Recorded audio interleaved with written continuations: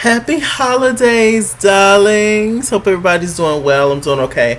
I'm a little under the weather. Sore throat really bad. Was having chills, headache, the whole nine.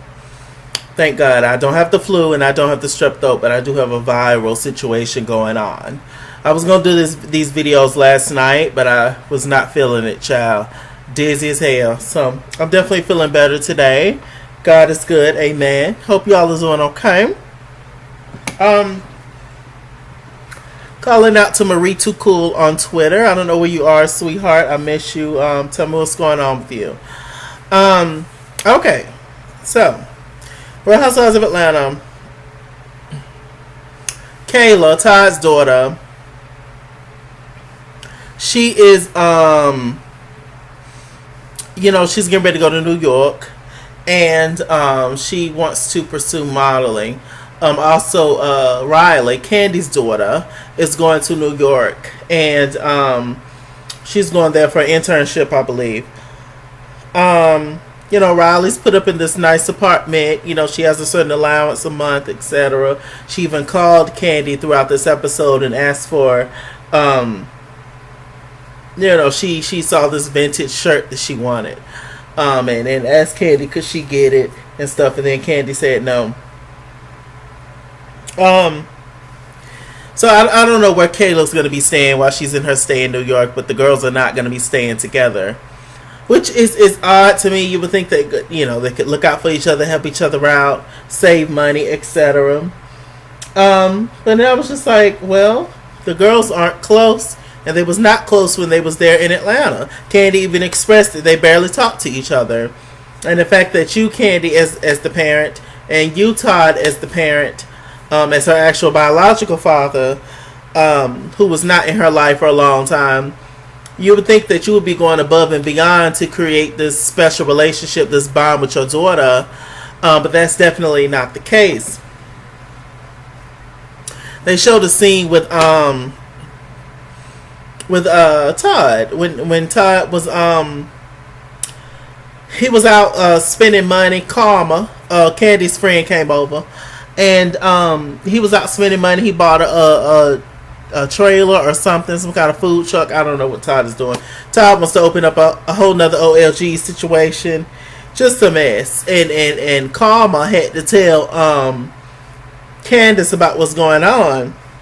And, Candy, she just rolled her eyes. She don't understand.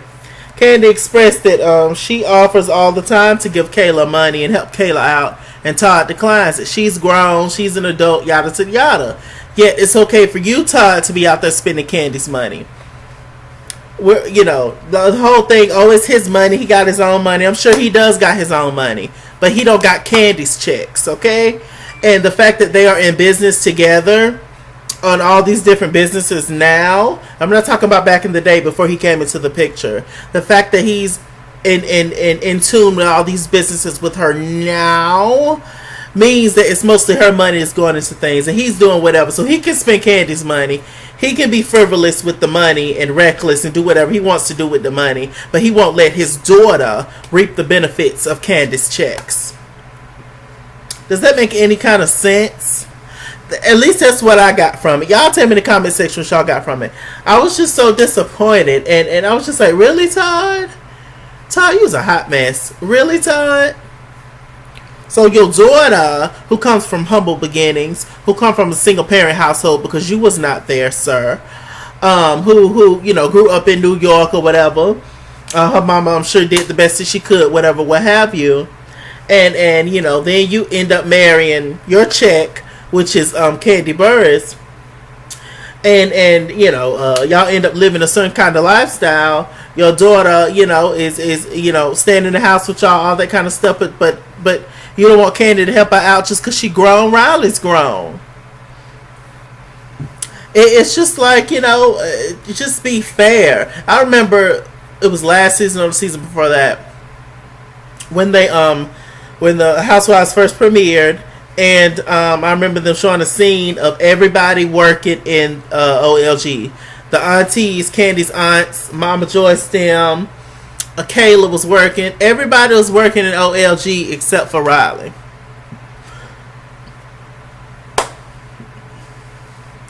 It's crazy to me. Candy says that she also wished she was closer to Kayla. Kayla feels left out in this house. I'm sure Kayla feels like her opinion don't matter. Nothing matters. I'm sure I've been that place many times in my life.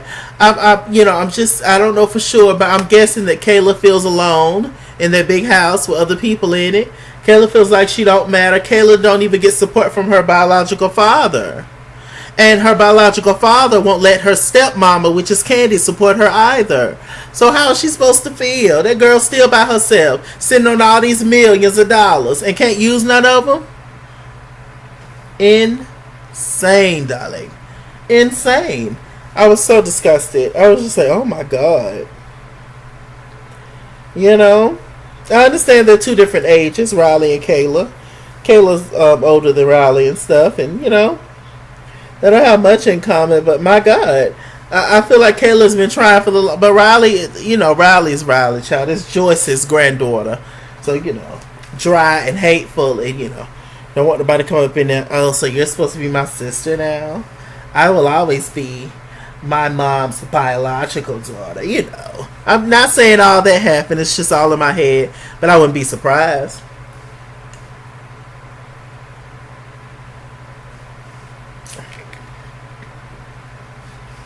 I think Riley's a beautiful young lady. So is Kayla. I think that Riley is an exceptional young lady. She's smart. All that. I'm very proud of Riley. I really am. But Riley ain't never been likable. And I'm going to leave it at that.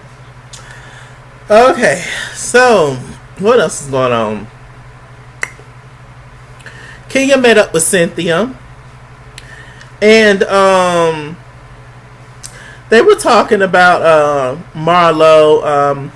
It's interesting. Kenya, she never thinks that when somebody comes at her in a harsh way, she's I could never speak to them again, darling. But it's okay for her to do things to people, and she never sees it as that bad. So Kenya, you really are full of shit most of the time, sweetheart. As beautiful as you are, and as much as I like Kenya, I have no problem calling Kenya out on her mess. And Kenya do a lot of mess. For real. Like I said, she's trying to be back on the top spot. She's trying to keep her check coming. She's the lowest paid this season on the show. So she's trying to do what she needs to do to sit on that seat beside Andy. Let me see. They talk about organizing Cynthia junky nasty ass closet. Let me see. Cynthia's confused. She don't know whether the snake is Marlo or Giovanna. The girl from Clark University. Giovanna said that it wasn't her, so they're thinking it can only be Marlo. Like I said, I don't think Marlo did it. Giovanna says she didn't do it. The jury's still out on that. But I think it's going to be somebody new that comes into the fold. And that's who the snake is going to be. But either way, who cares what Cynthia said about Nene? I mean, have Nene not said awful things about people? They all talk trash about each other, awful things about each other. So I mean, what's the gaga? Okay, meet Nene. She meets with a life coach. Nene looks fantastic this season. Nene's makeup, Nene's outfits, Nene's hair. Perfection. Go Nene Leakes. Nene Leakes look really good. She's a mess, but Nene looks really, really good. I can't take that away from her. Whatever she's doing, keep doing it, Nene. I love that wig, those long bobs on her. Okay, so Nene meets with the life coach. She talked about how she was getting ready to snatch Miss Twirl, Kenya Moore, or because of the parade. A literal parade, darling, the drumline that she gave at Marlo's event. She said had she stayed, it would have been a massacre, darling. She says that she don't want Marlo to think that she was not there for her because she left early. I don't think Marlo thinks that. But if she do, just explain that you was getting ready to snatch Kenya, and that's why you left, and she'll understand. Because Marlo was 2 seconds from snatching Kenya home, so. Let me see. She also talked about Carnival in Toronto, Canada, where Tanya is from. And, it's interesting. So, they plan the trip, and Nene not sure if she want to go on the trip with all these girls. I'm just like, okay. Let me see. Portia had a scene with Marlo, and they was bike riding. Okay, so they was on this little trolley thing where they had to pedal for the thing to move, but also they was drinking and doing hookah at the same time. There was a lot going on. It looked real complicated for me, but it was funny. Gary with the T, Portia's co-host on the Ricky Smiley show. He rode past, in his nice car and everything. It was real cute. So Marlo and Portia was talking. Portia says that she is not really in the mood to deal with Nene Leakes right now. She says it's not for her. But she wished her the best, and maybe later on. But Nene done disrespected me too many times. I can't say that I don't blame her. What else happened? They rode by Portia's baby daddy, Dennis, his hot dog restaurant. They rode by there. Marlo made Portia go in there. Portia did not want to go in there. But Dennis was not there. They was asking Portia where Dennis was. And she was like, child, I didn't know. They actually FaceTimed Dennis. Dennis was telling Portia how much he loves her, yada to the yada. Portia didn't want to hear it. She couldn't say it back. I'm very kind of shocked to see that Marlo was so team Dennis. But she is. So I was just like, okay, Marlo. So what else happened? Let me see. Oh my God. Hold on, y'all. Hello.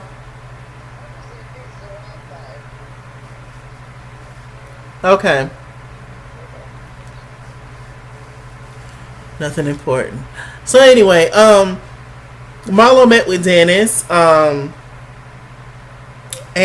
what did they do? They, sat and talked about it. About the relationship. He actually cheated on Portia when she was pregnant. A lot of men seem to do that. I don't know. I don't know. The one time, I would think that when somebody needs you the most when they're pregnant, you go out and cheat. I mean, okay, whatever. So they met up and talked to Dr. Sherry, and Portia said that she's not sure if she could forgive Dennis. She would like to forgive Dennis, but she's not sure if she could forgive Dennis. To this day, though, I do think that Portia and Dennis are back together. So, I mean, I guess, whatever.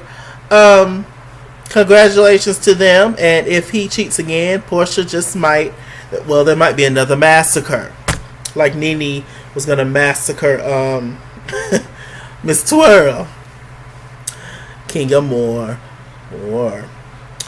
Okay, so Kenya Moore, she's walking up to the lawyer's office looking absolutely beautiful in that light pink business suit.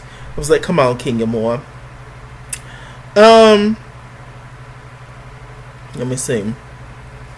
They were talking about different things like, they don't have a prenup together because Mark felt like a prenup is what did he say? He said it was unromantic, unsexy, or some shit.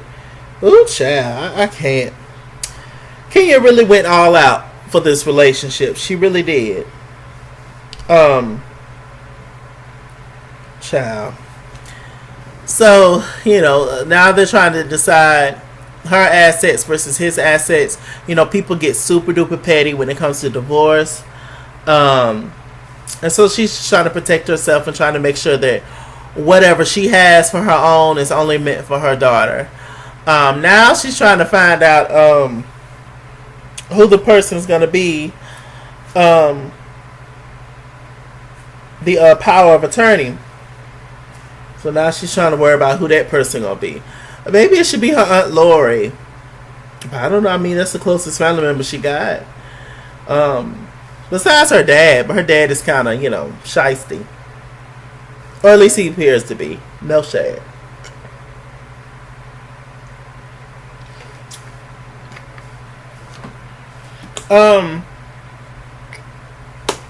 So I don't know. Kenya has a lot of decision making to do, and poor Kenya, right? Speaking of Kenya was on Watch What Happens Live with Quad from Married to Medicine, and apparently Kenya and Quad had some kind of issue. Well, Kenya had the issue. Quad did not remember. One time, Quad was on Watch What Happens Live with Sheree Whitfield, and Sheree made some kind of comment about her mom, Kenya's mom, or something when she didn't answer the door. Kenya been feeling some kind of way about it, so she finally told Quad about it, and Quad kind of gave some running amok, let me talk real fast kind of apology. Y'all know how Miss Quad do, child. And so they settled their little issues. There really wasn't much issues, but Kenya just didn't fool with Quad because Quad kind of co-signed what Sheree said, or was just laughing about it and stuff. So whatever. Just wanted to bring that up. Was that it? Oh, there was a scene with Mike Hill,